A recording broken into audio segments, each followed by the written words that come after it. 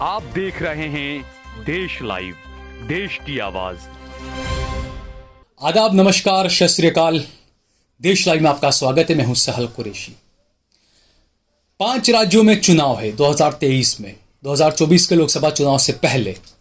और मौजूदा जो चुनाव है वो कर्नाटक और आंध्र प्रदेश, तेलंगाना, इस पर सबकी निगाहें टिकी हुई है। लेकिन इस चुनाव में आज अमित शाह ने एक ऐसा बयान दे दिया जिससे ये साफ हो गया कि बीजेपी के पास और गृह मंत्री के पास हिंदू मुसलमान करने के अलावा दूसरा कोई मुद्दा नहीं है। जितने भी चुनाव हुए मैंने हमेशा कहा कि विकास सिर्फ एक नारा है। उसके बाद मोदी जी के बाद जो छोटे भाई हैं अमित शाह साहब, उन्होंने खुद कहा कि 15 लाख महज एक जुमला था। जैसे 15 लाख जुमला था उसी तरीके से विकास भी महज एक जुमला था। इस बात को आज साबित किया गृह मंत्री अमित शाह ने। अमित शाह तेलंगाना में एक रैली को संबोधित कर रहे थे। उन्होंने वहां पर खुले तौर पर मुसलमानों को लेकर ऐसा बयान दिया जो किसी गृह मंत्री पर तो बिल्कुल भी शोभा नहीं देता है। लेकिन क्या करें भाई, वोट के लिए सब कुछ करना पड़ता है।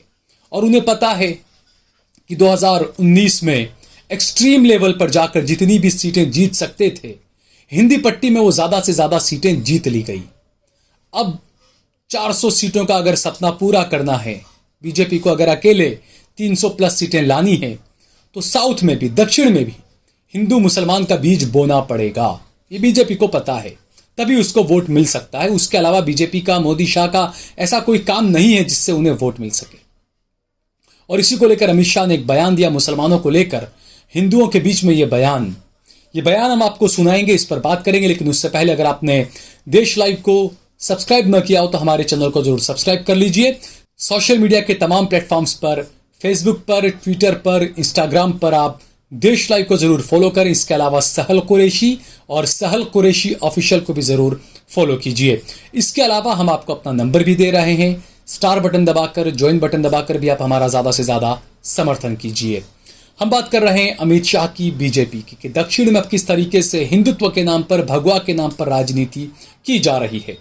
अमित शाह ने आज रैली में कहा कि मुसलमानों से, ये साफ अल्फाज थे उनके, मुसलमानों से रिजर्वेशन छीन कर हिंदुओं को दे दिया जाएगा। SC, ST, OBC को मुसलमानों से छीना हुआ रिजर्वेशन दे दिया जाएगा। इस बयान को पहले आप सुनिए। मैं यहां कहकर जाता हूं, भारतीय जनता पार्टी की सरकार बनेगी तो एक गैर संवैधानिक मुस्लिम रिजर्वेशन को हम समाप्त कर देंगे। ये अधिकार तेलंगाना के SC, ST और OBC का है, वो अधिकार उनको मिलेगा और मुस्लिम रिजर्वेशन को हम समाप्त कर देंगे। तो सुना आपने दोस्तों, साफ तौर पर अमित शाह ये बोल रहे हैं कि मुसलमानों को जो रिजर्वेशन दिया जा रहा है, जो आरक्षण दिया जा रहा है, उसको हम वापस ले लेंगे और हिंदुओं में सीधे तौर पर SC, ST हिंदुओं में हम उसे बांट देंगे। यह बयान काफी भयानक है दोस्तों, क्योंकि हमने देखा कर्नाटक के अंदर भी यही किया कि जो मुसलमानों को जो 4% का आरक्षण मिल रहा था, उस आरक्षण को छीन लिया गया और 2 बड़े हिंदू समुदायों में, वोकालिंगा और दूसरा एक समुदाय था, उन दोनों में 2-2% आरक्षण दे दिया गया। हालांकि सुप्रीम कोर्ट ने बाद में इस पर सख्त टिप्पणी की और नाराजगी जताई। अब जो असदुद्दीन ओवैसी हैं, आंध्र प्रदेश का, तेलंगाना का बड़ा नाम है, देश का बड़ा नाम है मुस्लिम राजनीति को अगर देखें तो एक वाहिद ऐसा नेता है जो काफी खुलकर मोदी का विरोध करता है और बोलता है सारी चीजें। इस मामले में भी ओवैसी ने कहा, एक ट्वीट किया असदुद्दीन ओवैसी ने, जो AIMIM के सांसद हैं हैदराबाद से। उन्होंने लिखा, मुस्लिम विरोधी अभद्र भाषा के अलावा कोई नजरिया बीजेपी के पास में नहीं है जो वो तेलंगाना को दे सके। तेलंगाना के लिए कोई विजन नहीं है। वो केवल तेलंगाना को सिर्फ fake encounter, surgical strike, curfew, अपराधियों की जेल से रिहाई और बुलडोजर ही दे सकते हैं। ओवैसी ने जो कहा, उस बयान को आप समझिए। मैंने बहुत पहले ये बात कही थी कि अगला निशाना असदुद्दीन ओवैसी होंगे। हैदराबाद में इस बार ओवैसी को अपनी सीट बचाना मुश्किल हो सकता है। जो एक फायर ब्रांड नफरत का पुजारी जिसे कहा जाए, वो वहां से इस बार बीजेपी का उम्मीदवार हो सकता है। और उसी के लिए, उसी नफरत के बीज को बड़ा पेड़ बनाने के लिए अमित शाह रैलियों में इस तरह के बयान दे रहे हैं कि मुसलमानों से हम रिजर्वेशन छीन लेंगे। सिर्फ ये एक ही बयान नहीं, अमित शाह ने एक और बयान दिया ओवैसी को लेकर, और उन्होंने सीधे तौर पर जो वहां की सरकार है उस पर अमित शाह ने हमला किया, चंद्रशेखर राव पर हमला किया और ये कहा राज्य में असदुद्दीन ओवैसी के नेतृत्व वाली AIMIM का एजेंडा लागू हो रहा है। उन्होंने आरोप लगाते हुए कहा कि तेलंगाना में कोई भी सरकार नहीं चल सकती जिसका स्टीयरिंग मजलिस और ओवैसी के साथ है। BRS का चुनाव चिन्ह क्या है भाई बताओ तो जरा, क्या है? कार है, कार। ये कार का स्टीयरिंग किसके पास है? किसके पास है? किसके पास है? अब स्टीयरिंग मजलिस के पास है तो कार की दिशा अच्छी हो सकती है क्या? हो सकती है क्या? अरे कमल को वोट दीजिए भैया, कमल को वोट दीजिए। कमल पर बैठकर महालक्ष्मी वैभव लक्ष्मी तेलंगाना में। ये कार का स्टीयरिंग, ये कार का स्टीयरिंग मजलिस के पास है, ओवैसी के पास है।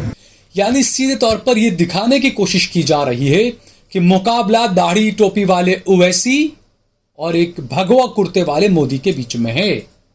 नफरत के बयान देने वाले टी राजा के और दाढ़ी टोपी वाले ओवैसी के बीच में मुकाबला है। हिंदू और मुसलमान के बीच में मुकाबला है, और अगर नहीं भी है तो बनाने की कोशिश की जा रही है। इस तरह के बयान क्या गृह मंत्री को शोभा देते हैं?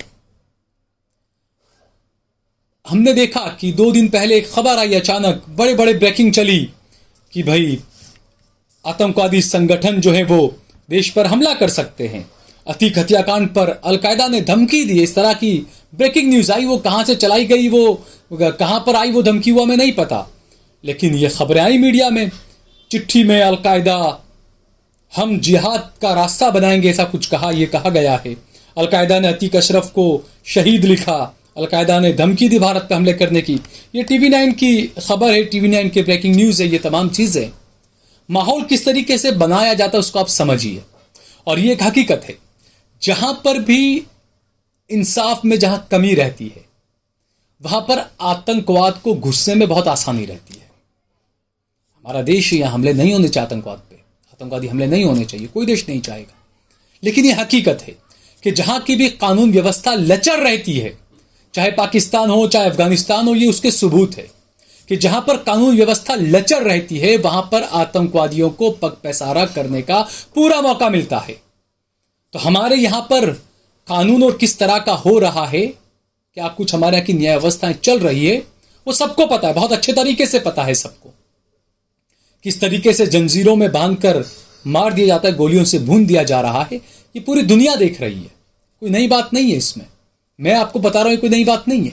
पूरी दुनिया ने देखे वो वीडियोस को, और उसके बाद में कैसे उनके घरों पर सुरक्षा दी गई ये भी सबने देखा। तो ये एक माहौल तैयार किया गया, क्योंकि क्या ये वही गुजरात मॉडल है? सब जानते हैं 2002 के दंगों के बाद में, दंगों से मोदी बने, उसके बाद में सोहराबुद्दीन का एनकाउंटर हुआ, इशरत जहां का एनकाउंटर हुआ, लोगों ने सवाल उठाए, लेकिन एक छवि मोदी की मजबूत बनी कि आतंकवाद के खिलाफ मुकाबला कर रहे हैं, गुंडों के खिलाफ मुकाबला कर रहे हैं। बिल्कुल उसी धर्रे पर राजनीति आखिरकार उत्तर प्रदेश में कैसे चलने लग गई? अचानक वहां एनकाउंटर होने लग गए, अचानक वहां मारा जा रहा है किसी को, और जो वहां के मुख्यमंत्री वो आकर कहते हैं मिट्टी में मिला देंगे हम, अतीत बन गए सारे। ये तमाम चीजें ये क्या दिखाने की कोशिश की जा रही है? एक लंबी लिस्ट हालांकि है कि बृजभूषण सिंह, पता नहीं कौन कौन कितने नाम हैं, तकरीबन 25 से 30 ऐसे नाम है जिनके खिलाफ 50 से ज्यादा मामले दर्ज है। जो बाहुबली है, जो हिंदू है उत्तर प्रदेश में, उनके खिलाफ कार्रवाई नहीं होगी, ये सवाल उठना लाजमी है। तो ये जो पूरा प्रोपेगेंडा जो बनाया जा रहा है, जो मुस्लिम विरोधी प्रोपेगेंडा इसे कह सकते हैं, कि गृह मंत्री तेलंगाना में जाके एक भाषण देते हैं, नरेंद्र मोदी जी कुछ और भाषण देते हैं, सुप्रीम कोर्ट कुछ और ही कर रही है।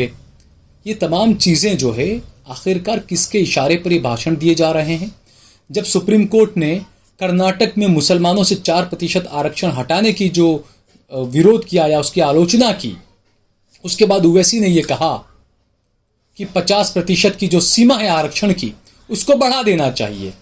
अब ये कहेंगे हम कि ओवैसी क्या राहुल गांधी की भाषा बोल रहे हैं? जो ओवैसी आज बोल रहे हैं ये बात राहुल गांधी कई दिनों पहले बोल चुके हैं कि 50% की जो आरक्षण की सीमा है उसको हटा देना चाहिए और जो भी ऐसे दबे कुचले और गरीब और पिछड़े हैं उनको आरक्षण दिया जाना चाहिए।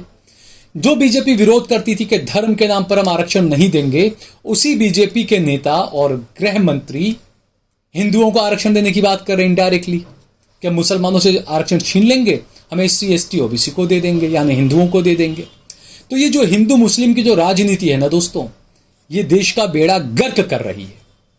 सिर्फ वोट लेना है, दक्षिण में किस तरीके से हिंदू मुसलमानों का टकराव बढ़ाया जाए उसमें पूरी मेहनत कर रही है, पूरी संघ की पूरी मशीनरी लगी हुई है और नेता लोग तो जाके जो बयान दे रहे हैं वो तो हम सुन ही रहे हैं।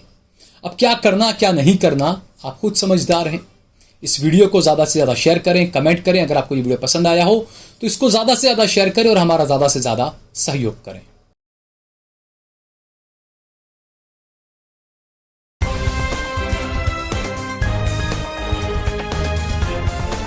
देश और दुनिया की तमाम छोटी और बड़ी खबरों के लिए हमारे चैनल को सब्सक्राइब करना न भूलें और बेल का बटन जरूर दबाएं।